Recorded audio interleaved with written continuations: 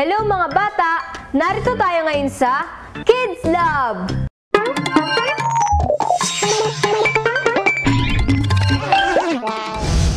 Isa sa mahalagang bahagi ng pag-aaral natin ng biology ay ang ating cells o selula. Ito ay isang pangunahing bahagi ng lahat ng may buhay.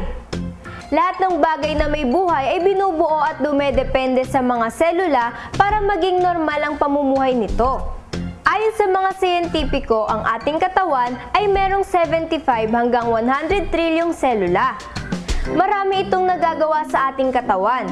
Narito ang ilan pang mga impormasyon tungkol sa selula.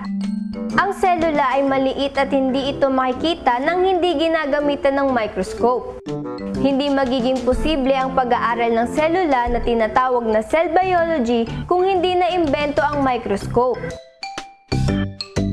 May dalawang pangunahing uri ang selula, ang eukaryotic at prokaryotic cells.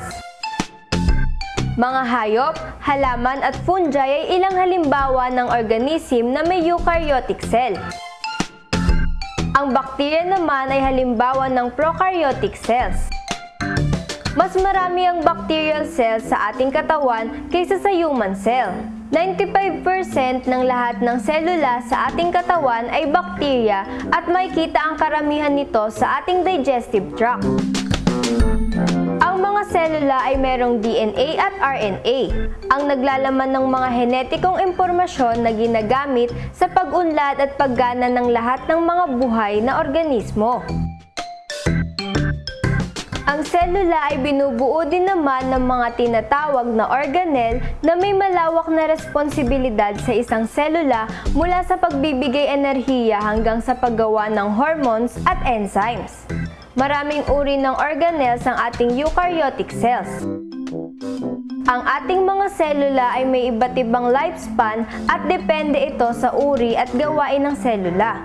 Maaari itong mabuhay kahit saan mula ilang araw hanggang isang taon.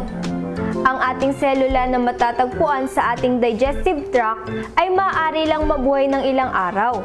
Ang ilan namang nasa immune system natin ay maaaring mabuhay hanggang 6 na linggo. Ang pancreatic cells ay maaaring mabuhay hanggang 1 taon.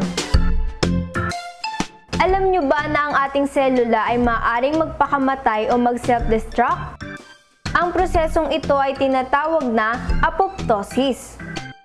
Ito ay kapag ang isang selula ay nasira at nagkaroon ng impeksyon. Kapag ang isang selula ay hindi dumaan sa proseso ng apoptosis, ito ay nagdudulot ng pagkakaroon ng cancer cells. Ang selula ay tinatawag ding building blocks of life. Pero sa kabila ng kahalagahan nito sa paghubog ng ating buhay, tandaan na ang Diyos pa rin ang nagbibigay ng ating buhay at pangunahin nating mga pangangailangan. Basahin natin ang Gawa 17:24 hanggang 25. Ang Diyos na gumawa ng sanglibutan at ng lahat ng mga bagay na naririto, siya, palibhasa'y Panginoon ng langit at ng lupa, ay hindi tumatahan sa mga templong ginawa ng mga kamay. Ni hindi rin naman pinaglilingkuran siya ng mga kamay ng mga tao, na para bagang siya'y nangangailangan ng anumang bagay, yamang siya rin ang nagbibigay sa lahat ng buhay at ng hininga at ng lahat ng mga bagay. Samahan niyo ulit ako sa susunod dito sa Kids Lab, ang laboratorio ng mga batang Kristiyano!